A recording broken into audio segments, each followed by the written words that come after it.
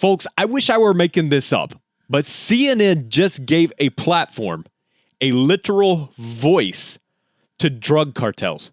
The same monsters responsible for flooding our streets with fentanyl are now getting interviews on national television. And of course, who are they blaming?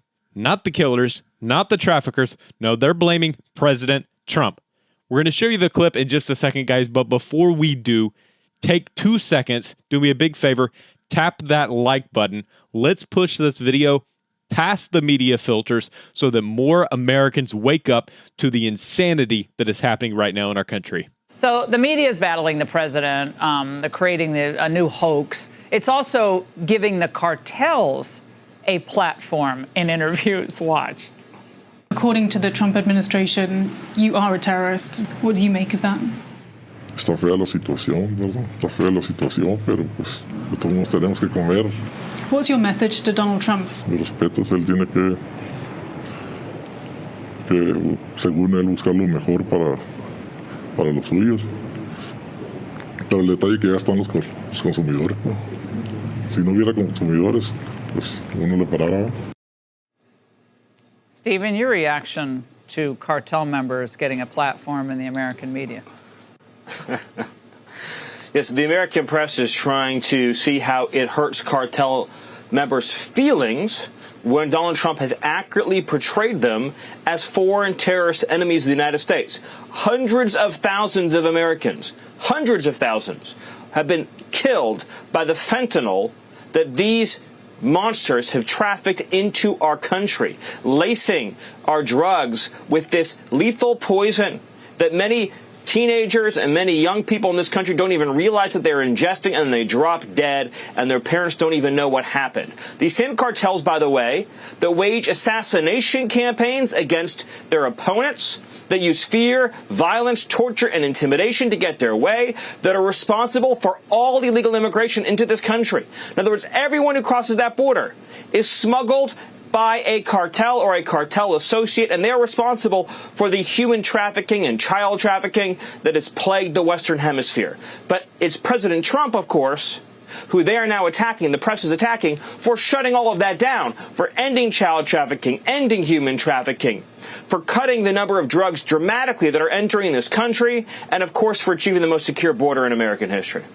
Now, Stephen, in a related topic, when you're talking about how to move the most dangerous criminal aliens out of, the regular prison population or out of the country, the president raised an interesting yet controversial idea today. Watch. It represents something very strong, very powerful in terms of law and order. Our country needs law and order. Alcatraz is, I would say, the ultimate. We're going to look at it. Right now, it's a big hulk that's sitting there rusting. Stephen, I get the symbolism, and anyone who's toured Alcatraz, it's a great, tourist destination for your family, a lot of history there. But it was built in '63, it closed down in '63. It was too expensive to operate, and they'd basically have to raise it because the facility is so, it's bad. Raise it and then rebuild it. That's according to people who used to work there. Your reaction to that concern? And again, it's a great tourist stop if you happen to be in San Fran. Well, sea travel and air travel have improved enormously since 1963 when that facility was shuttered. So I have no concerns about the ability to get supplies, provisions, and resources to and from the island. No, Stephen, the actual facility itself, sorry, I don't mean to interrupt. The actual facility itself, the argument is it would have to be raised and completely rebuilt. Right. What I'm saying, when it was closed in 1963, that was the complaint. As for the facility itself, that's easily refurbished. So that's all nonsense. Look, Alcatraz was built at a time when this country was strong and it knew how to take care of villains and monsters. There are people in this country, as President Trump has said, who will do nothing with their lives but rape, maim, and murder. They cannot be rehabilitated. They cannot be saved. They cannot be coached in some better way of living. they are always going to hurt, they are always going to steal, they are always going to attack. And we need a place in this country where we can send people to visually demonstrate their total separation from society, the fact that they're not going to live among us and will never live among us. Additionally, this helps to disrupt transnational criminal organizations because it is harder to communicate with, it is harder to apply pressure to individuals who are inside of that prison because of its separation, again, from society. So it's right for our security, it's right for our safety. Let me just make one more point. You talked about this interview with NBC. What this all comes down to is this. President Trump is the one saving the Constitution by fighting to expel from this country the criminals and illegal aliens who have no right to be here. The constitutional crisis was when President Biden and the Democrats mass imported millions of illegal aliens and gangsters into our country. The Constitution commands and requires the president, under Article 4, Section 4, to end any invasion of this country and to remove from this country as quickly as possible anyone who is here without the permission of the U.S. government. Stephen, Donald Trump said he is considering you, and you seem like you're at the top of the list of considerations, to replace Mike Waltz as National Security Advisor. That puts fear in the heart of liberals everywhere, but I don't know who would possibly do your other job as good as you are. But your reaction to this, and that's quite a feather in your cap just to be on that list. Well, thank you, Laura. But we have a tremendous national security advisor right now. His name is Marco Rubio. I've gotten to know Marco so well. I consider him a close friend. He's doing an extraordinary job. He will be the Kissinger of our time, and I'm just proud to work alongside him in my role as Deputy Chief and Homeland Security Advisor. And by the way, he and I are working very closely together on behalf of President Trump on the project of getting all these illegal alien gangsters out of the country and finding other countries to take them. So this is one example of how I'm working with Marco on a day-to-day basis to execute President Trump's agenda. And let me tell you, President Trump made the right choice with this appointment. Okay, guys, you just saw it. CNN literally asked a cartel member for the reaction to being called a terrorist, as if they're the victims, as if the real issue is how their feelings were hurt, not the hundreds of thousands of Americans that they've killed with fentanyl-laced drugs.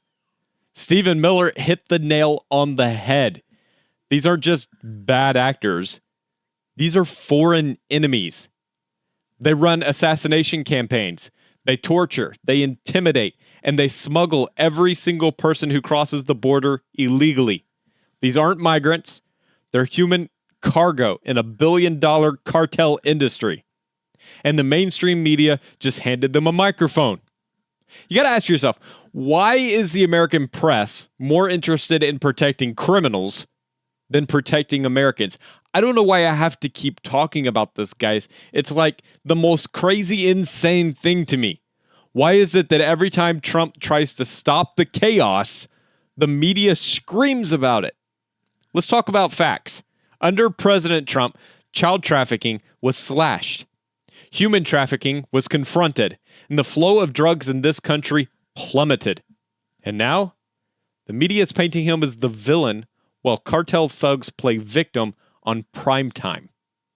Now, here's where it gets even more real, guys. President Trump is considering reopening Alcatraz, a true symbol of law and order, a maximum security prison for the worst of the worst, and the left is losing their minds over it. Oh, it's too old. It's outdated. You know what else is outdated? Letting rapists and murderers walk free in our cities while law-abiding citizens have to live in fear. Stephen Miller is exactly right. This country used to know how to deal with monsters. Some of these people cannot be rehabilitated. They don't need second chances. They need to be separated from society permanently. Alcatraz isn't just a prison. It's a statement. It's a declaration that America is done coddling evil. And here's what it all comes down to, guys. President Trump is fighting to preserve the Constitution, while Biden and the Democrats are still trampling it. Mass illegal immigration, cartel empowerment, crime skyrocketing, and somehow Trump's the threat? No. The threat is a media class and a political elite that would rather defend criminals than defend our families. And if that doesn't make your blood boil, guys, you're not paying attention. Let me know what you think down in the comments, guys. Should the media be held accountable for giving cartels a voice? Should we bring back Alcatraz? Is this a line that we can't uncross? I want to hear from you guys.